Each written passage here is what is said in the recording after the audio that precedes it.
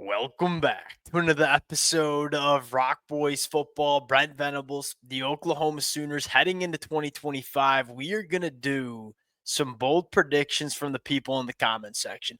One of the more fascinating ways to look at this team from a little bit of a different lens, it ain't no secret. We've talked a lot of Oklahoma football over the last couple of months. Number one, y'all bring some absolute heat in the comment section. Number two, some really interesting talking points that, again, give us an ability to talk about this program from a couple of different angles. Fired up to get into it before we do. And as always, I do want to say this, especially to the Oklahoma fans who've been rocking with the boys from the jump. This was one of the first fan bases that even gave the boys some time of day. But more importantly, I continue to see the same names in the comment section.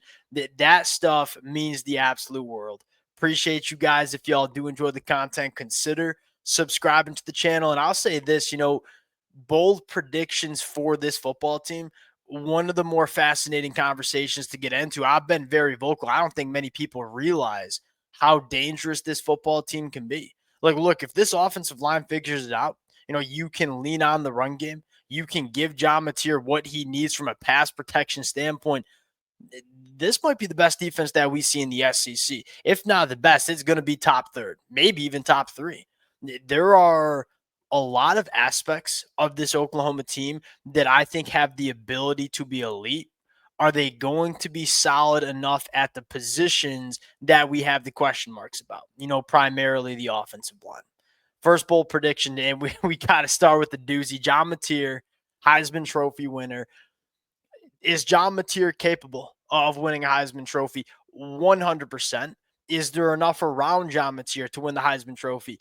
That is something we'll have to figure out. I think that's where the conversation starts, but I think a even more important conversation that I think Oklahoma fans should be having is, hey, do we even want John Mateer to be winning a Heisman? Now, that's kind of a foolish question. Look, Oklahoma's going to be dang good if John Mateer is holding up at that trophy at the end of the season. What I mean by that is go look at the quarterbacks that have won Heisman trophies the last couple of years.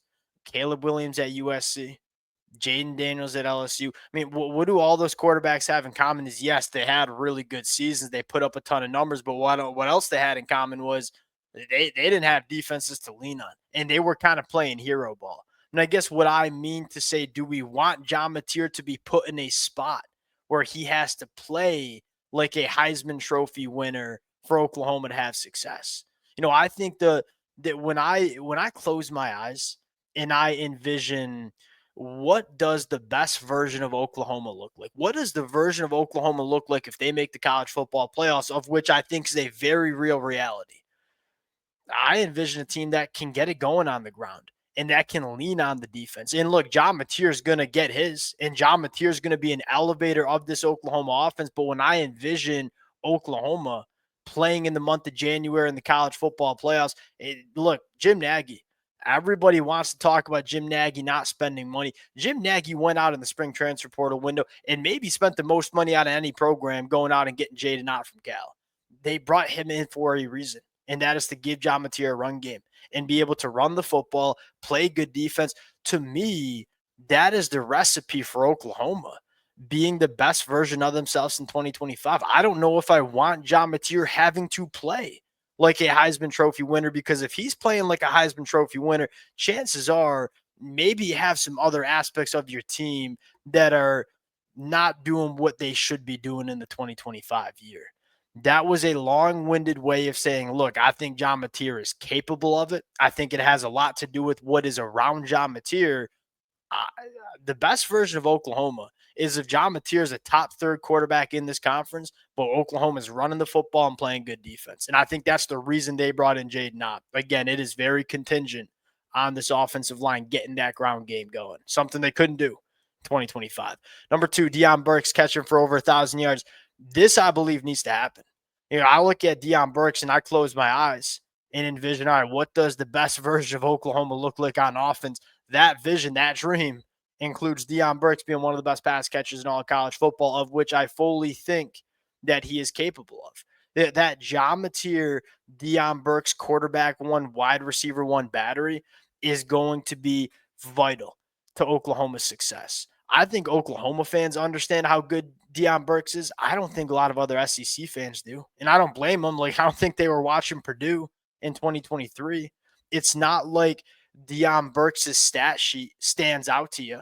But when you look at Deion Burks and the playmaking ability this kid has, and what makes me confident that this can come true is two things. One, Deion Burks is a multi-dimensional pass catcher. He can work vertically down the field. He can make some of those combat catches, but he's also freaking dynamite when he has the football in his hands in space. All right, well, what is Ben Arbuckle elite at doing? Getting his football players in space with the football in their hands. Deion Burks is born and bred, fits like a glove as a wide receiver one in the Ben Arbuckle offense. Look, I don't know if Deion Burks is a wide receiver one kind of wide receiver for a lot of programs in the country. For this Ben Arbuckle offense, you couldn't have found a better wide receiver for what Ben Arbuckle wants to do.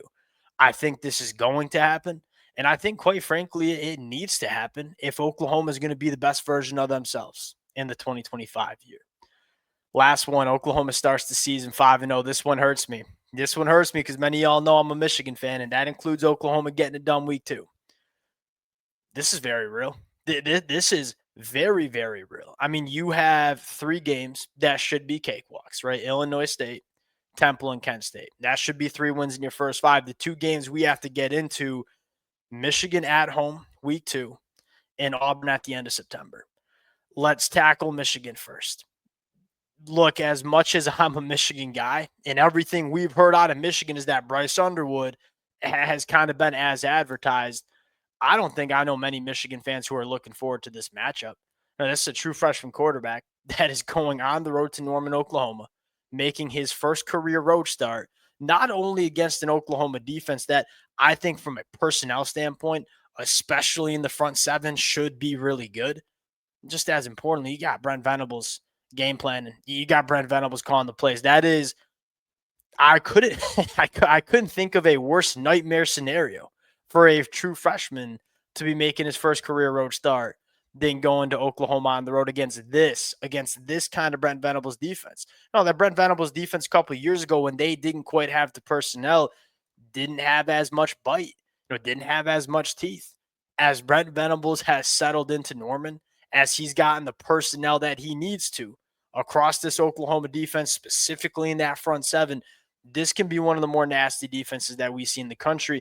The biggest concern is not necessarily Bryce Underwood's ability. I think it has a little bit more to, hey, Michigan's got the same question marks as Oklahoma does. Like, is there enough around Bryce Underwood for him to be successful? Is Michigan going to have a run game to lean on like they historically have? Didn't run the football that well in 2024. Can they do it in 2025? Well, as a Michigan fan, I don't feel super confident that Michigan's going on the road week 2 and running the football all over this Oklahoma defense. And that's not a shot at Michigan. I think Michigan's got one of the better running back duos in the country in Jordan Marshall and Justice Haynes. This front 7 is legit for Oklahoma. This pass rush is going to be legit. I lean Oklahoma in that football game. I think there's some things I want to see from Oklahoma to make me more confident in that pick. But as of right now, it's hard not to lean Oklahoma in that football game. Number 2, Auburn at the end of September. That's another unique game where you probably like the intangibles around Oklahoma there. Jackson Arnold making his return to Norman. Look, there ain't no bad blood between Jackson Arnold in the Oklahoma program. I thought Jackson Arnold and Brent Venables handled that situation very well in SEC media days. But I'll say this, Brent Venables knows Jackson Arnold really well. He's had him in practice the last 2 years. If there is any defensive play caller that can dial it up and give Jackson Arnold some problems, probably going to be Brent Venables in Oklahoma. Oklahoma and Auburn are in very similar situations where, yes, they weren't great in 2024. I think they have the rosters to compete at the top end of this SEC conference. What team plays their best football? Because I think their best football, both teams have the ability to play really good football, but both of these teams haven't really done that the last couple of years, especially Auburn. I like Oklahoma getting Auburn at home. You got 3 cakewalks. You got the other 2 games at home. There's a very real chance that Oklahoma's undefeated rolling into that Texas football game. I think they got to be 5-0 because the back half of that schedule is an absolute war zone. You're going on the road to South Carolina. You're going on the road to Knoxville. You're going on the road to Tuscaloosa. You want to build as much momentum as you can early on in the season and ride that through the teeth of the schedule. Look, if you start the season 5-0 and then you split the back half, you're looking at a team that's going to be in the college football playoff conversation come November. And I think that that's the expectation for a lot of Oklahoma fans. Those are the three bold predictions that I saw most commonly in the comment section. We'll talk a lot more about these storylines as we get closer to kickoff. Appreciate you guys rocking with it. If y'all do enjoy the content, consider subscribing to the channel, and we'll talk to y'all later. Peace.